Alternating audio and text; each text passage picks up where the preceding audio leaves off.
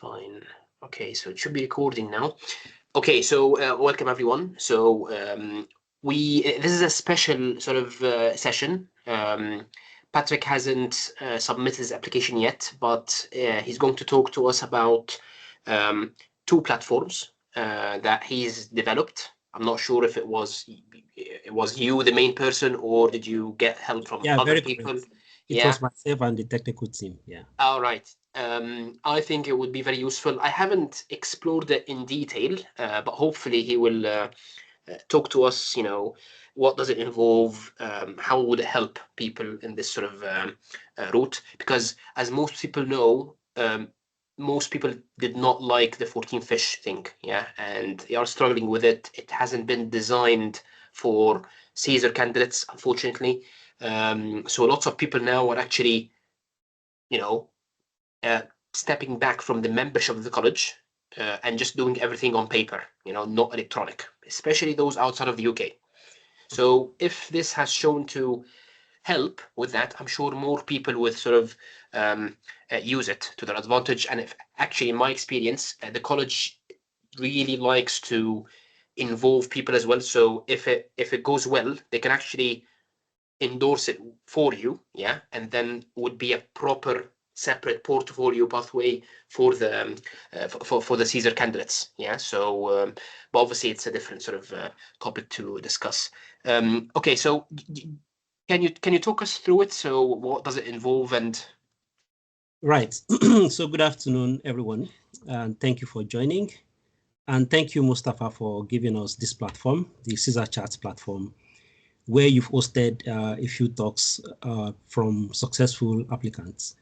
And that has been quite helpful to everybody on this journey. So I want to appreciate you for letting us talk about CESRTrack and RefraX on this platform, okay?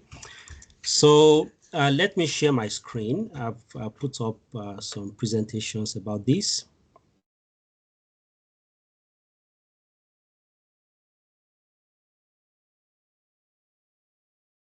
Yeah, I can see the screen.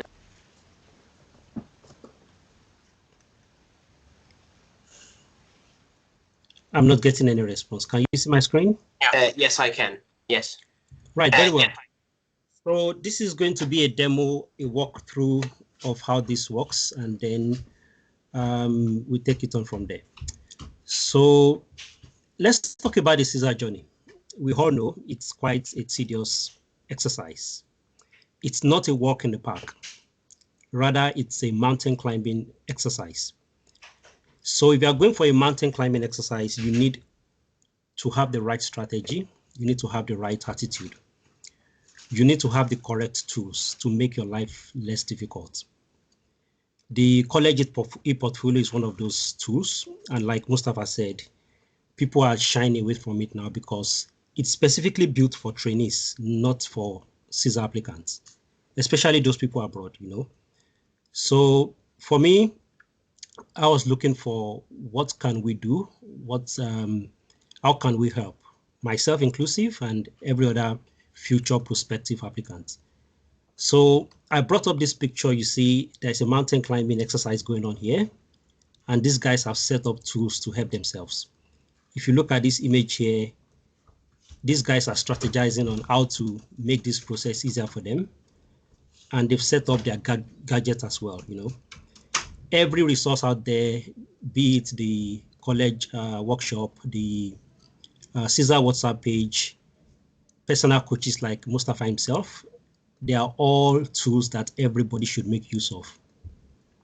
And I'm happy to tell you today that CESRTrack is going to be one of those tools that will make your life a bit easier, at least, if not taking away every sense of difficulty from it. So before I go into the demo, I'm going to give a short background as to how this came about.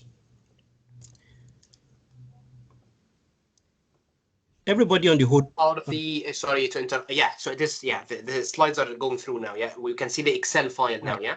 Okay. Yeah. Yeah. So everybody on the whole curriculum would definitely recognize this Excel sheet. This is what people who have submitted on the old curriculum have used to track their progress against the learning outcomes in different subspecialties. And now this is what we've got. this 2024 Excel spreadsheet. The first time I saw this, I was like, really? I'm planning to submit on the whole curriculum though. But when I saw this for the 2024 curriculum, my first impression was this is too complicated for anybody to be able to track their progress, you know. So the idea was just to clean it up and make it into something workable, you know. Some people worked on this old one to make it what it was. And so I was planning to do something similar, but then I told myself, why don't we leverage on the power of technology and make this into a digital solution for ourselves? So we came up with the idea. The simple goal was to be able to track progress and then turn this Excel sheet into a smart interactive tool. CESRTrack came about and has become an AI-assisted interactive portfolio builder. The core features will include progress tracking, gap analysis. You can see where you stand at any given point in time. There is AI-powered reflection. There is inbuilt reduction, and many other features which we're going to unpack in the walkthrough. So the next slide is going to be the walkthrough, which I pre-recorded intentionally so that we can avoid technical glitches that sometimes happen on this kind of event. So I want it to be a worthwhile experience for everybody. But definitely I'll be here. We can go through the live software, the live system, if there are specific confusions or questions. So it's a 20 minutes long video. We watch that and I will entertain 2 to 3 questions after then. And we move on to talk about RefraX and then we entertain more questions. And is there sound to it as well when you play the video? Yes, yeah, absolutely. Just make sure it's working because sometimes it doesn't share sound. So give it a go and see if. Yeah, I've tried it and it's going to work. Okay. Okay, fine. Right. So let me be sure that I'm sharing the sound. Like you said, just give me a moment. I'll stop sharing now and then I will share again. Okay.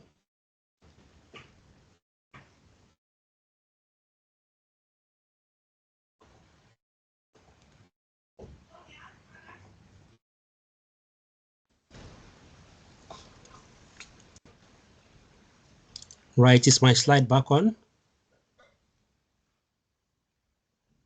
That's the outcome one, yeah. Yeah, okay, so let's go for the video now. So let's dive into what CESRTrack is all about. Did you hear that? Yes, but I would suggest you muting your mic because of the echo. Yeah. All right, thanks.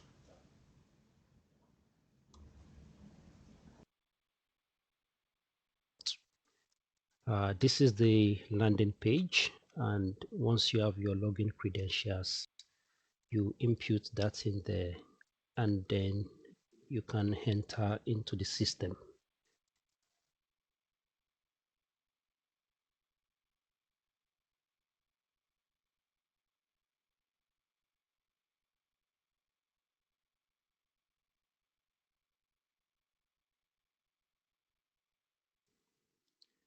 So let's dive into what CESRTrack is all about. This is the landing page, and once you have your login credentials, you input that in there, then you can enter into the system. So on the left panel, we have got the core features of this system: the dashboard, the evidence button, reflections, gap analysis, exports, and SIA. So I'm going to give an overview of each of these functions, and then we're going to demo uploading evidence and see how we progress from there. So the dashboard is where you see your progress overview. You get this welcome message, and this is a new user who has got 0% completion of their CESR portfolio. Let me state here that the calculation here is based on level 3 SIA requirements. As we all know, an applicant should achieve all level 3 SIA requirements and only required to fulfill all requirements in at least 2 level 4 SIAs.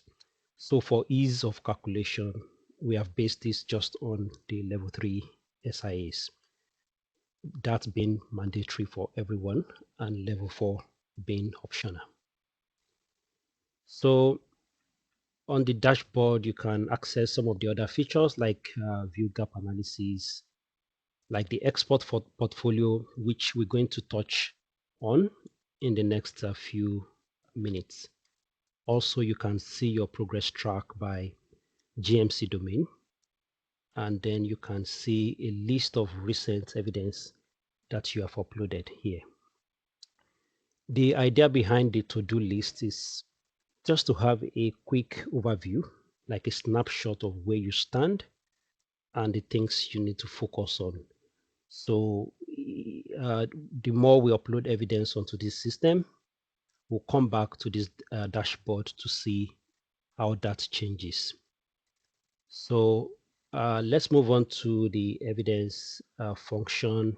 This is where you manage your evidence, such as uploading the evidence and tagging it according to the GMC domains, which are displayed here, and according to the evidence types. So you could have your CBDs, your clinic letters, your clinical written skill, your DOPS, your GSAT, your workplace-based assessment, and what have you.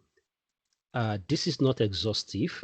We can input as many evidence types as users would like. So there is no limit to what type of evidence we can put here. And if at all there is an evidence that doesn't fit into any of these categories, then you can put them under others. So when you upload an evidence, it is tagged according to the domains, the SIA. The date will be automatically populated, and there'll be an action button whether you want to review them or you want to delete them. But again, I'm just giving an overview of all of these functions, and then we'll come back to upload some evidence. There is a reflect button where you can do reflection on the evidence you've uploaded. As we all know, this is quite important in the CESR application, especially with the 2024 curriculum. So the gap analysis basically shows you the areas you've covered and the areas you need to address. Like here, the GMC domains, none is covered for this particular user who is new to this system. And for the SIAs, there you see the gaps you need to address, basically all the SIAs, because this is a brand new portfolio. Now, one very important thing to note here is the AI-powered recommendations. This leverages on the power of AIs to give you recommendations on what you need to do. Consider this like your personal coach. You know, the CESR pathway can be very daunting, especially to somebody who is starting fresh. Sometimes you don't even know where to start from, what kind of evidence you need to collect. Luckily, we have a lot of support groups now, especially our CESR WhatsApp group. Or again, this is useful to people who have already started. I call them beginners. They've started, but they feel lost, whether they feel overwhelmed with what they are doing, whether they are doing it right or not. This feature can give you tips on how to fulfill some of these learning outcomes in the SIAs. And even for people who are finishing up, tidying up everything, you can see the gaps you have and what you can do to fulfill all of these requirements. So let's click on that to see what it can do. Let me say these recommendations will change based on the kind of evidence you've already uploaded and the gaps that each user needs to fill. So this is very dynamic. It's not static. It's not going to be the same recommendation from one person to the other. Just as we know, every CESR applicant has got different assets and experience from the past. people are bringing in different kinds of evidence. So this is just going to give you tips on what you can do. So for example, here it's saying you can undertake a clinical audit in your area of special interest, present the audit findings and things like that. You see things like participate in a peer review activity, focusing on a challenging case in one SIA, and then this will contribute to your knowledge, skill, and performance, safety and quality, and maintaining trust domains. So you're going to see this change when we upload some of the evidence in this demo. So that's one very unique feature of this ePortfolio system. Again, on the gap analysis page, you can still see your progress overview without having to go back to the main dashboard. And let's go to the export button. This is where you can export your portfolio at the end. You can export according to the SIA or by evidence type or by GMC domains. And you can export as PDF, as a zip file, or as a Excel, as an Excel sheet or file. And this is where you have the SIAs, the 12 of them, but in this list we've included general ophthalmology, which basically has level 1 and level 2 requirements. So let's go back to upload some evidence into this system. Let's say I want to upload. Once you click on upload evidence, you get this upload page. I've got a clinic letter here which I want to use to demonstrate, and you put there. So importantly here, there is an automatic redaction tool, because we don't want you to upload patient identifiers into this server. This is to comply with GMC good medical practice. So only the redacted document are saved. Whatever you bring as the raw document is not going to be saved on this server. So automatically you get this redaction for every document. Even if you don't need to redact, you just click on it and then you go on. So let's see what redaction can do. So the redaction can be either manual redaction or AI redaction, as we see here. I'm going to demo both of them. Let's do AI redaction first. So this is the letter you've uploaded. This is the document you've uploaded. And here you can just get AI recommendations on the type of information that should be redacted. So automatically it pulls up all information that this system thinks should be redacted, but you should have an overview. Apparently you want the doctor's name not to be redacted. You probably don't want the date, the city to be redacted, for example. Let's just go with this example now. So let's apply selected, and then that is automatically redacted for you. So once you've done that, or you could even skip this apply selected and just click on generate redacted file. That automatically indicates to you that this document you're about to upload has been redacted. So that is AI powered redaction. Then you go on to tag the evidence. Let's say this evidence is clinic letter, and let's say is to demonstrate removal of corneal suture, corneal graft suture, whatever description you want to give to your evidence. So what evidence type is this? Let's say it's a clinic letter. You can be anything. It can be a DOPS, it can be a EPA or whatever. So a clinic letter, and what domain this falls under would be knowledge, skills, and performance. You don't necessarily have to select any domain. It's not a hard stop, but it's good for your evidence auto tagging. So let's put this under cornea and ocular surface disease SIA. Once you've selected all of that, you are ready to submit and upload the evidence onto this system. So here it comes. This is what you've just uploaded: the title, the type of the file, the domains you can upload, Excel sheet, you can upload anything. Then you have your SIA, the dates, and whatever action you want to take. Whether you want to download it or you want to delete it, you can do all of that. So I'll go back to that. So that's the feature for you. You can delete it from here if you want to. So one important thing to do here is we've uploaded a document for cornea SIA, and this must be ticking off something on the requirement for cornea.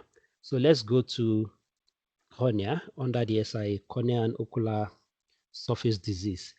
The evidence you've just uploaded, it's already showing here, and you can see you've got one total evidence in cornea, but it's not complete until you come to view requirements, the things you need to do under level 3 and level 4 SIA.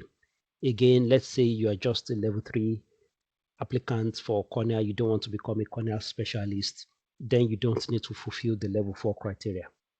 So what we've uploaded here, one of the requirements is corneal graft suture remover. So you have to tick that. As we know, CESR is a box ticking exercise. And the importance of doing this is to ensure that your progress overview changes as you tick off these things, because that's what counts towards the overall calculation on the progress overview. So that automatically changes to completed. And let's say you have another evidence in cornea. Let's say you've got your logbook on assisting 6 cornea grafts, and you don't have that, you don't want to upload that evidence into this system. That's absolutely fine. All you just need to do is to tick off that you've achieved this requirement. You see, get that notification, and let's say you've got some OSATs in microsurgical skills that you don't want to upload onto this system. You don't necessarily have to. Just click on that again.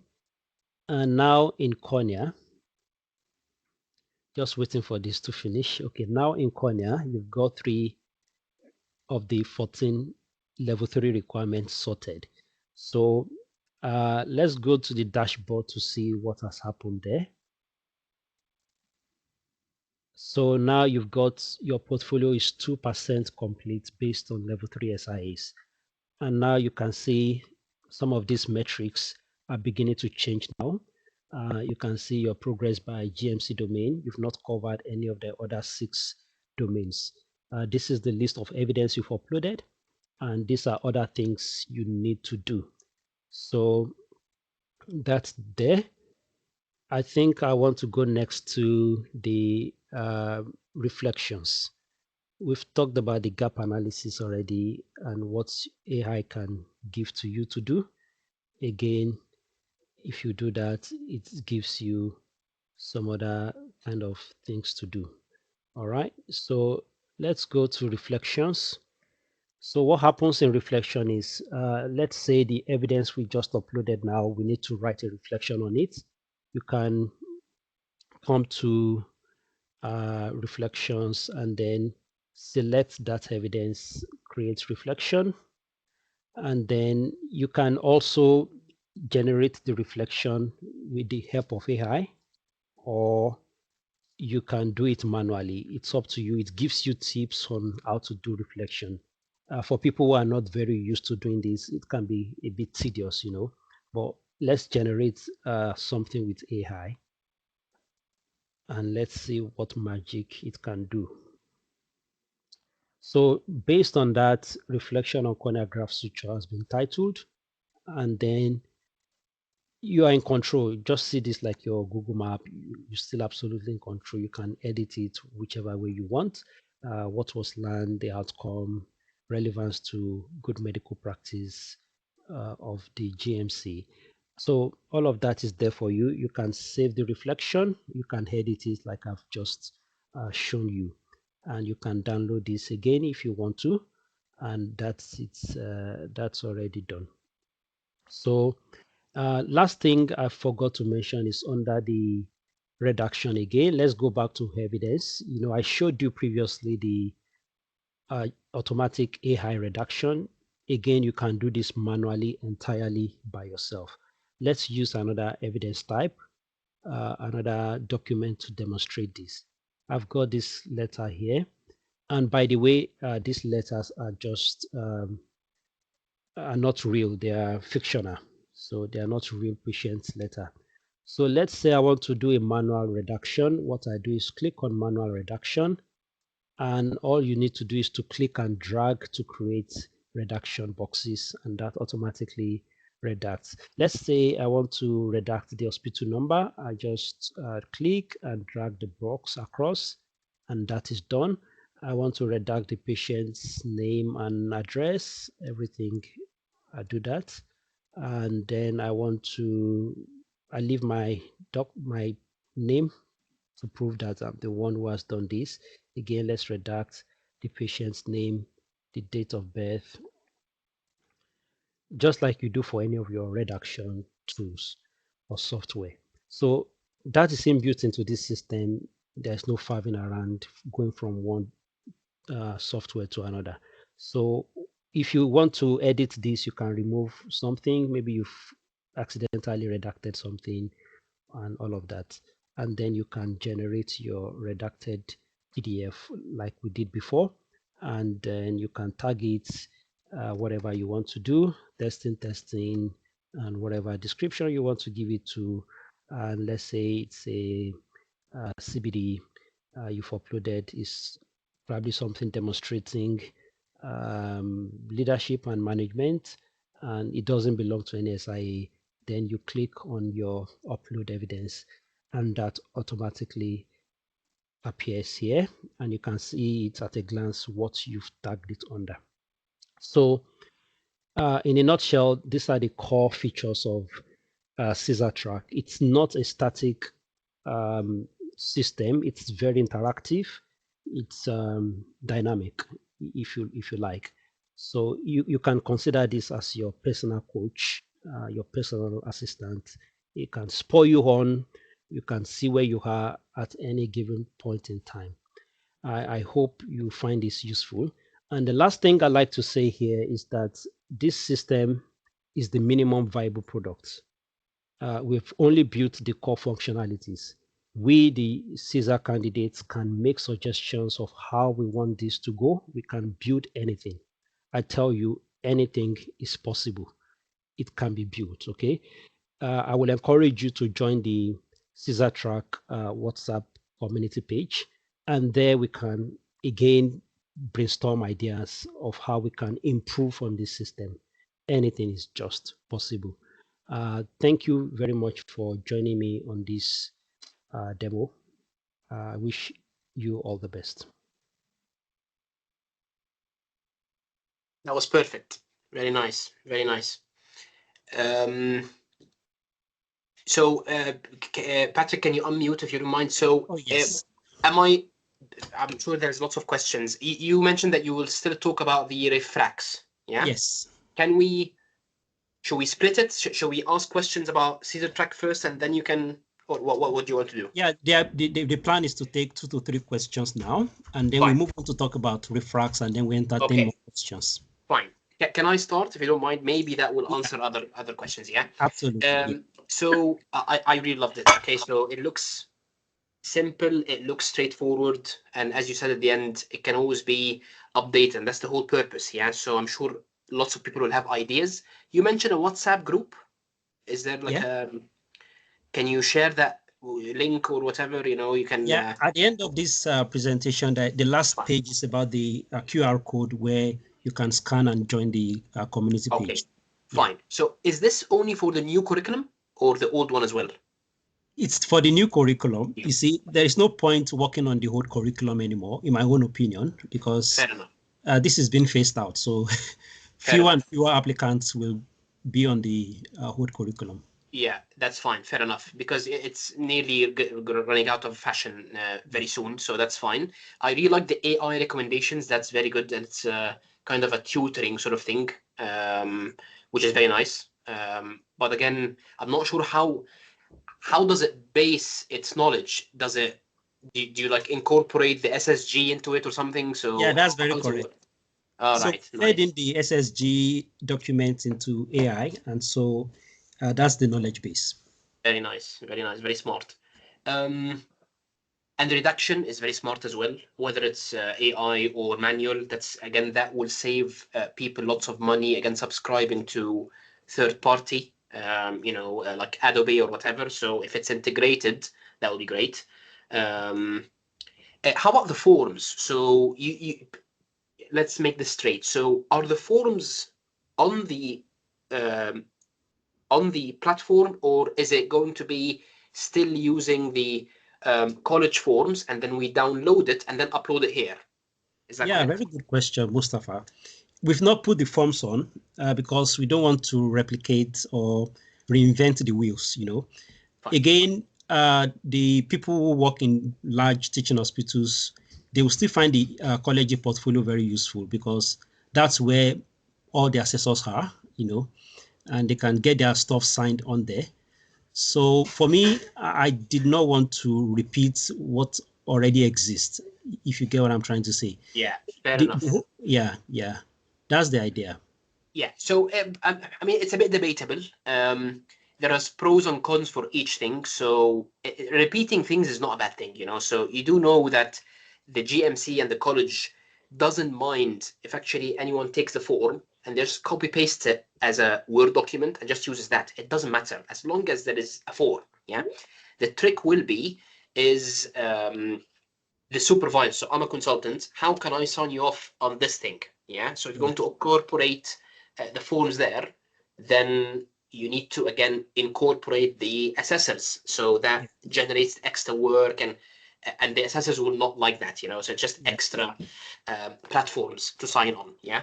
So that's why it might not be the best. However, what you can do is use it as a paper base. So what you can do is incorporate the form, copy paste, it doesn't matter, yeah, and then you can fill it there, and then download it, and then for that other assessor to fill it on paper or electronically. So that's another way of doing it. Yeah, so there's pros and cons, I think, and I'm not sure what others would prefer, but yeah. Yeah, one more thing I like to say about that is, currently people still use the college portfolio and have to go back to the Excel sheet to kind of tick off what they've done, what they've achieved. Yes. So in a way, the college portfolio has worked, but not completely for a CESR candidate. So yes. With this system, this is your ticking off kind of solution. But I've taken your recommendations on, I've noted that, and it's something we'll work around.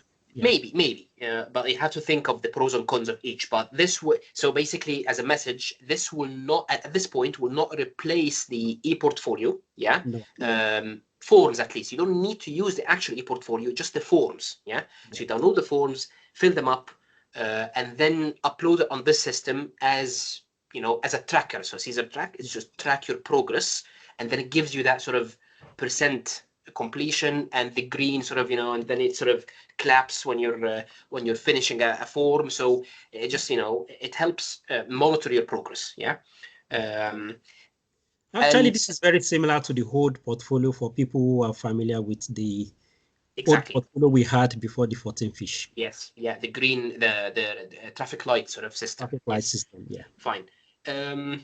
I've noticed as well that you've put some for the new curriculum. You don't need now the forms for level 1 and 2. You do know that, yeah? So it's EPA. So EPA level 1 and 2 has got forms inside of them saying vision or consultation or checking pressure or whatever. These forms are not needed anymore. Yeah, so it might not be necessary to upload them here because you won't need them. Okay. Oh, all right. EPA 1 and EPA 2, and that's it. Yeah. And I believe you need 2 of each. Yeah. So ideally, you should get 2 supervisors, separate ones, to sign EPA 1 twice, and then EPA 2 twice, and that's it. You don't need the forms inside of them. Unfortunately, some assessors will not be happy with this, and they will still require you to show them where are the forms. So where is the evidence that you've actually done these things? So it will be different between units and different people, but just bear in mind that you don't necessarily have to have these forms inside. Yeah, just sign the EPA 1 and 2, and that's it. Okay, that's another comment. Logbooks. Have you talked about logbooks? I mean, clinic logbooks, surgical logbooks. You don't have a logbook in the system, do you? No, but again, people can input it, upload it into their system if they want to. They can keep it in their separate drives or files. Just tick it off, at least you know where you are. Yes, you know what you've accomplished. Yeah, so that might be, again, another thing to add, a logbook, just to incorporate everything in just one place. Yeah, so that might be a good one as well to add. Clinic, maybe with a template, and we all know the template of the clinic logbook, so people can find it easy to put things straight away rather than using a separate platform, and then downloading it and then uploading it and then downloading it again. So that's the downside. Yeah, so everything in one place. Okay. We've mentioned again that this does not replace the college portfolio or obviously the GMC application. Yeah, the GMC application, some people are using it as a portfolio, but obviously it's not friendly, it's not flexible, it's just dumb. It's not easy to use, and there's no progress. Definitely, it doesn't track your progress, so it's not the best one. You mentioned again when you're downloading the evidence, does it download? Because you mentioned per SIA, so per specialty, does it download as a bundle or is it separate files? As a bundle for the SIA. Then you can also download according to the evidence types. Say your CBDs, you can download that together. Then you can download your DOPs together and all of those things. Yeah, because again, as most people know, that usually the GMC requests you to submit your evidence per specialty. Yeah, so you say glaucoma WBAs and then put everything there, cornea, whatever. So it's per specialty usually, but then sometimes they request from you extra work to put, let's say, an index file, for example. So WBA's index file, and then you gather each type of the file in one sort of table. So CBDs, where is the CBD? What's the name of the CBD? What's the learning outcomes inside of it? Those sort of things. So it is a bit different. So maybe again, you can. So let me just mute someone. Hold on. I forgot now what I was going to say. Index file. Yeah. So that's another important evidence that you need to add. Index file. So some sort of template, so people can add all the combined sort of WBA in that index file. I think that's an important file. I've finished my questions. Rupa, you've got your hand up. Yeah, I think you answered a portion of it. So the whole essence of this CESRTrack is you can download. So you can download your evidence and then put that into the GMC application, isn't it? So once you put everything into the CESRTrack, then you download it. It downloads SIA by SIA, and then you use that to put it in the GMC portfolio. That's the whole point of it. I was trying to understand that when I put my hand up. And you did, Mustafa, you did mention incorporating the forms and getting it signed. I don't think that will work because they will ask you to countersign it if you do it on a system which is outside the GMC and outside the Royal College. And logbook as well, they already have their own format. So I think this is mainly to, if we are finished everything, upload it here, download it, and then use it into GMC. That's the idea, isn't it? Yeah, that's the idea. Yeah, so that will not replace the GMC website. Yeah, you still have to download things again, but so think of it as if you've got a huge paper folder, and then you're sort of putting it in the right sort of folder and tracking your progress. Yeah, so it gives you that satisfaction of actually reaching that 100%. Yeah. So, and that AI thing is really good actually. So it just helps you to focus on what's missing, because it's lots of stuff. So you can easily get confused and missing important bits. So, but it will definitely not replace the GMC. Because in the past, what we used to do is we download everything, keep it in the desktop somewhere, and maybe extra copy on your USB. So that will give you extra protection that your files haven't got lost. You're uploading it online on your portfolio on this CESRTrack pathway thing, and it's safe. And when the time comes, now you can download it as bundles, which is very useful. And then you can just use it straight to the GMC. But they're not linked. And the college portfolio is not linked to the GMC. It's a separate pathway. And I do not think they will link anything because it's lots of money. Yeah, so it's not easy to link these things. At one point, I remember a few years ago, even the Royal College portfolio, they were not accepting the GMC people. They were saying it has to be countersigned. But I think recently they're saying it's okay if it's from the 14 fish or the e-portfolio system. You remember, it doesn't necessarily have to be a specific portfolio. Yeah? It doesn't matter. You can do all of this paper-based as long as someone has signed it. That's it. Yeah. So if it is the online one, then you need an actual signature. But now they're accepting the 14 fish because 14 fish or the OTP e-portfolio. They're saying it's okay. But in the past, if it was from a software with no actual signature, we needed signature again. Exactly. So that was the reason I went to paper form, because what's the point of getting a signature again? Yes. But now I think I understand they're okay with 14 fish, and if you produce a PDF, isn't it? Exactly. Yeah. So it doesn't have to be paper. PDF is fine as well. Yeah. So one last thing, when we upload the patient letter, it does redact the sensitive information. But just want to be doubly sure with GMC that we are putting a letter on some third-party website. Patrick, have you got any confirmation from GMC that you comply with their regulations? Well, I think the idea is for each doctor, each professional to be conscious of what they put online. So, like I said again, in this system, you are not uploading patient's information onto a server. That's why you get that hard stop where you must redact before you upload anything to us. So we don't keep the original copy. It's not sent out of your drive. It's not sent out. The only copy we keep for you is the redacted one. So to me, I think the GMC guidance on this is very clear about the use of technology and things. You are just responsible. You have to use technology very responsibly. And that's what we've tried to do with this system. Does that make sense to everyone? So when using a system, you're not uploading the original letter. Yeah, you're putting it there, and then there's a button called redact before uploading it. Yeah, so you click redact, remove all the data, and then upload, and then it's stored there. Yeah, so there's no patient data uploaded. But obviously, AI is smart and everything, but it's always nice to, double check. You can do both manual, you can do AI redaction, you can still have an overdrive as well. Exactly. So to my mind, it doesn't cause any patient identifiable data issues at all. No, it should be fine. Any other questions? So in the GMC application, the evidence is just one tab. There is no guidance. So it will be very useful to have something like this. Yeah, I think so.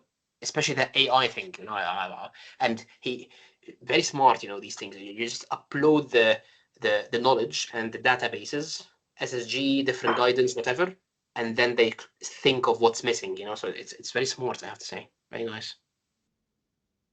Okay, thank you, Patrick. Please the WhatsApp group to join the you get the QR code at the end of this, and then we can all brainstorm and make it what we want it to be.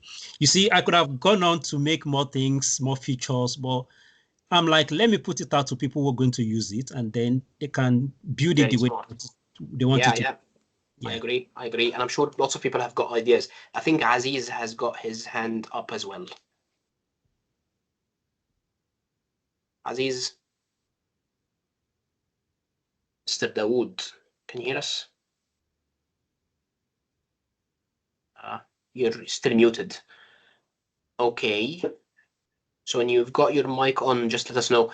If no one has, no one other has got any questions, do you want to move on to RefraX? Yes, let's do that because of time, and then we can entertain more questions at the end of that. Fine.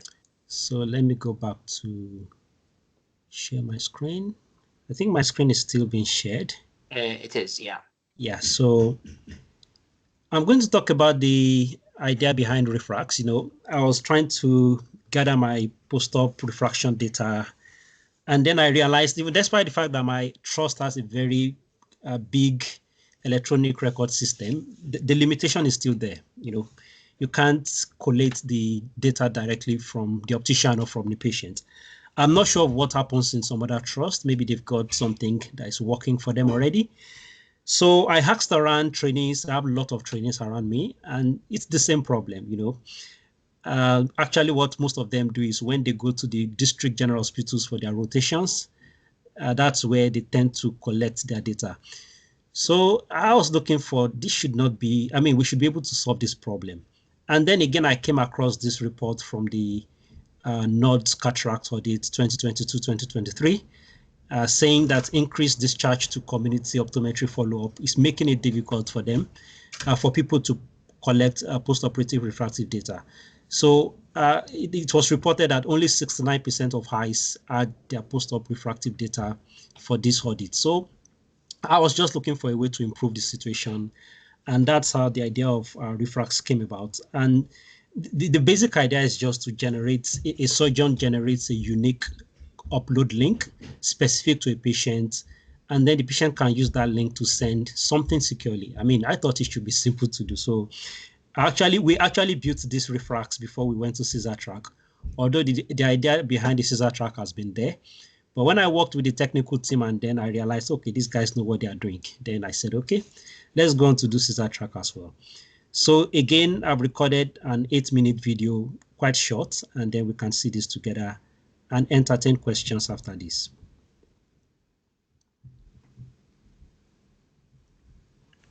So let's show how to use RefraX to gather your post-op refraction data from the patients. Once you have your login credentials, you input that here, just like I am doing right now. And you see the dashboard, and the functions are in the left panel. The dashboard, you see all the tokens you've generated, and the active tokens, and the documents that's been received. You're going to understand this when I demonstrate how to use it. So the basic idea behind the RefraX is for the surgeon to be able to generate a unique upload link that is sent to the patient. The patient clicks on that upload link without having to sign up, and automatically the surgeon gets the report, and you also get an email notification. So I'm the surgeon now. Let's see how we can gather evidence of refraction data from the patient. So when you click on generate upload link, you're going to have this form where you put in the patient's information, and this is just for your private use. It's not going to be shared with the patient. So let's say I want to use something to reference the patient, a hospital number, for example, that is 67890. Let's say that's the patient's number, and you want to put a nickname, let's say YZ. Let's say that's the name of the patient, and you want to put an additional information. Let's say you aimed for minus 2.5 when you did their surgery, so that's a reference for you. So what you're going to do is to generate the upload link for this patient YZ, and that upload link has been generated successfully. You can copy that upload link and put it in the discharge summary or patient letter, whatever system you already have in place. So that patient we just generated a code for is this patient 67890. This is the token number. You don't need to keep all of this. So you can also send the link directly to the patient via SMS. Let's do that. So on this SMS message, there is already pre-populated message which you can edit. Let's say you have the patient's telephone number already, and let's just use this as an example. And then let's say, hi, let's edit this message to, hi, this is Pat, sharing a secure document upload link. Let's just delete all of this. Hi, this is Pat sharing a secure document upload link. Click here to upload your document, blah blah blah. Whatever message you want to put there. So when you click on send, that's sent automatically. You get that notification and you see the status of the SMS is already sent. And you can resend the message maybe days later or weeks later if you've not heard from the patient. You can also revoke the token if you think you might have sent the token to them in error, or you don't want the patient to send you anything. So you can click on revoke. Also, you can copy the link and put it in a letter to the patient if you want a double form of communication. So let's see what happens when the patient receives the SMS. I will now switch role to being a patient. Let's copy this link, for example, and let's go to a new tab. So when the patient clicks on the SMS, the link you've sent to them, this is what they're going to see. They don't need to sign up or register. So the patient selects a file here and click on upload. And there's also a video guide for the patients if they don't know what to do. Let's see this together. Now that you have had your cataract surgery, here's how to send your glasses test result to your surgeon. It only takes a minute. Step 1. Open the secure link or scan the QR code your surgeon gave you. Step 2. Take a clear photo of your glasses prescription. No need to include your name. Step 3. Tap Upload. That's it. Your result goes straight to your surgeon. Safe, secure, and private.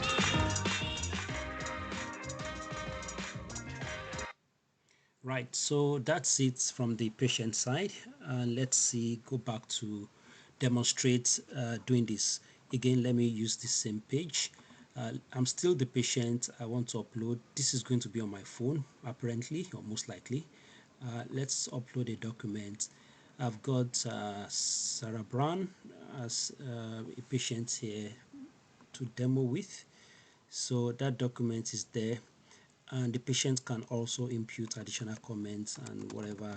Thanks for the good job, something like that. It's optional for the patient, and just like we saw in the video, the patient clicks the upload link and they get an instant notification that has been sent to the surgeon. Also, the moment this is done, the surgeon is also going to receive an email notifying them that somebody has sent a document. So where do you see the document the patient has sent? You're going to find it under documents. So when you click on documents, this is the document that was sent. Sarah Brown, thanks for the good job. And this is the patient's hospital number. So you can tag this document and trace it to this patient. So you can view the document here, and that's what the patient has sent to you, or you could download it if you wish, or delete it from your portal. So basically that's what RefraX does. To summarize, you've got the dashboard here. You see all the documents. Now it's changed to one document which has been uploaded now. The recent upload done today, you can still view from here, and you can view all the other documents as well. You've got all the tokens you have used so far and the active tokens that have not been used. The moment the patient uses the token, it automatically becomes inactive for the patient. So here again, excuse me, again here, this is where you put in some patient stuffs and then generate an upload link, and then automatically you can send SMS to the patient, and this is where you find the document that the patient has sent to you. Again, this is a minimum viable product. We're going to develop this more depending on how users want, what features users would like to have. So thank you again for joining me on this demo. Very Right. smart. So, Very smart. thank you. So that's RefraX for you. And maybe before we go to the question and answer, I would like to say this is where you can access both CESRTrack and RefraX. Digitalis MD is the parent brand. If you sign up here, you get an account created for yourself where you can manage your access to these systems. And that's where you actually get your login into both CESRTrack and RefraX. If you scan this QR code, it's going to link you up to Digitalis MD website. We've got good technical support, okay? You're not going to be left in limbo.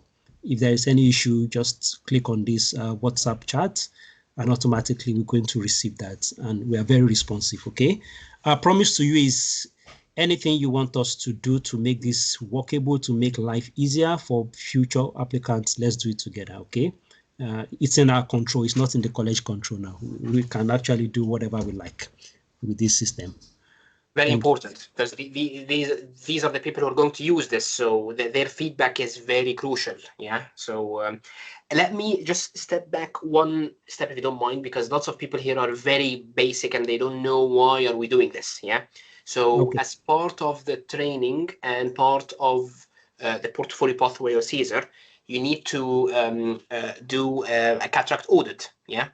In the new curriculum, only if it's level 4. Yeah, if you're doing level 3 cataract, you don't need the audit now. Yeah, but that certainly is a level 4. Okay, and one of the problems that happens is that you do the cataract and then the patient disappears and they never come back, and you lose their refractive outcome, which you definitely need. So vision, post-op refraction, and if there's any complications. Yeah, so that report from the optician gets lost, and there are lots of different difficult ways to do that. Either to phone the optician, you will never get anywhere because again they're quite reluctant to send patient details over the phone.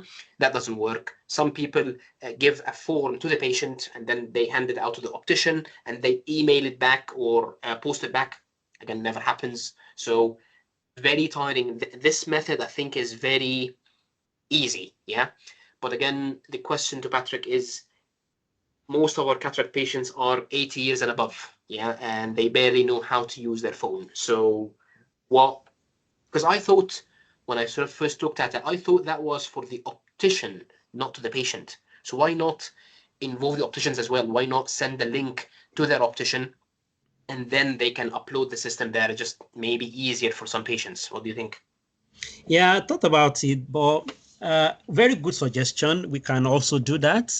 But in addition to that, most of these patients you are talking about, 80 years and above, they've got somebody close by, a family, a neighbor, a friend, somebody looking after them.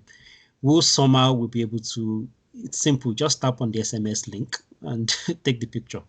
So I agree with you. There will be a few subsets of patients who find it difficult to use. They are not just tech savvy, but a few of them will still have people near them. I mean, people in their community who can help them.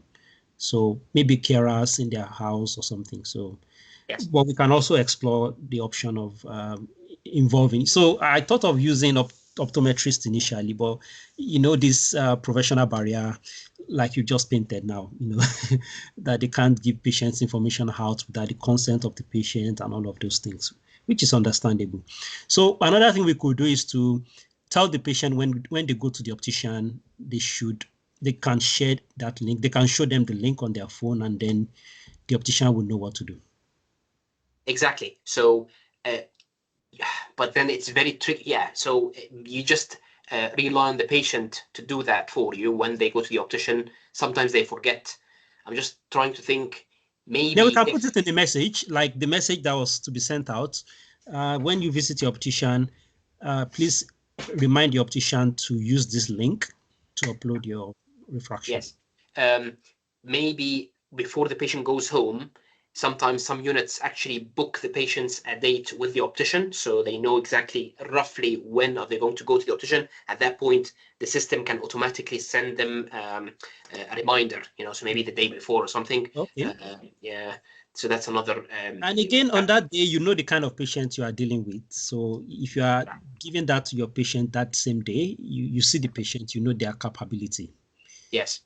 And you always, the patients, how they are. They always want to feel that they're taken good care of. So when you're listing the patients and on the day of surgery, you tell them everything has went well. Remind them that you're going to go to the optician. We need to know if everything has gone perfectly well. We need to know if your vision is good, if your refraction is good, and we can always look at that by using that link and changing our sort of outcomes. So they need to feel that they're doing that for a reason. Yeah. Do not tell them that I'm doing that for my audit, or my CESR portfolio pathway.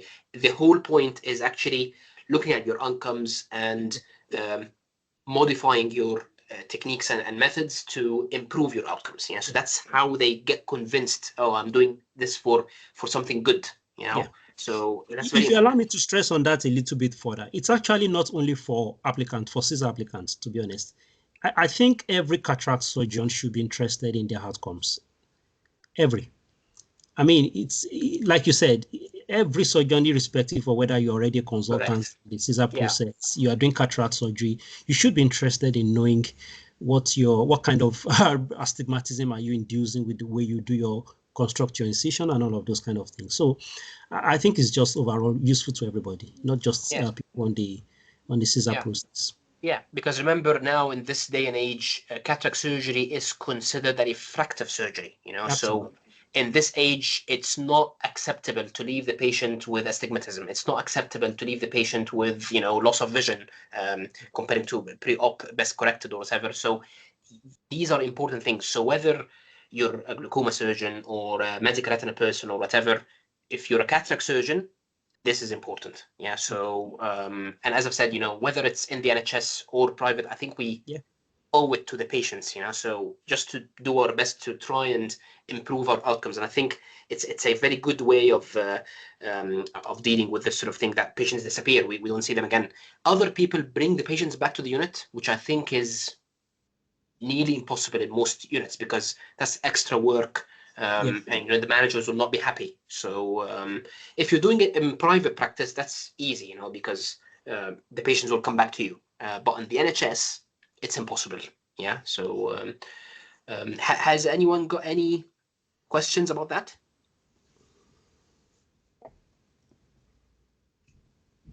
No, not really. Have you got anything to add, Patrick?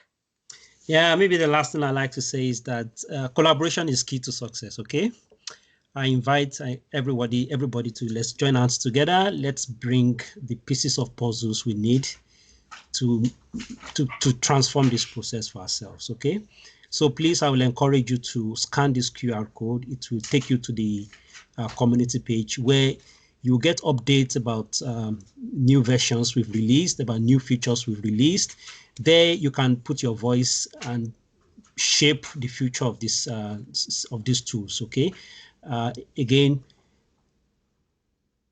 sorry, again, it's just your way of that's your avenue to shape the future. Okay.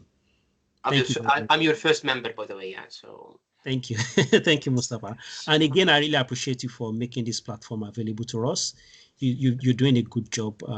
You've built anything that would help. I've got lots of good feedback, on these sort of sessions, because they're accessible and it's quite tricky to address most people, because they've got lots of ranges of experience in this. So very basic people who are about to submit. So it's quite a big range, but it's quite good to address all of them. So So it's always useful, and I'm sure, you know, with that platform, I mean, I leave it up to you, obviously. And by the way, I don't have any financial interest. Okay, so I'm getting zero out of this. Yeah, so this is just him, you know, and you need to, because some people will ask me about this personally.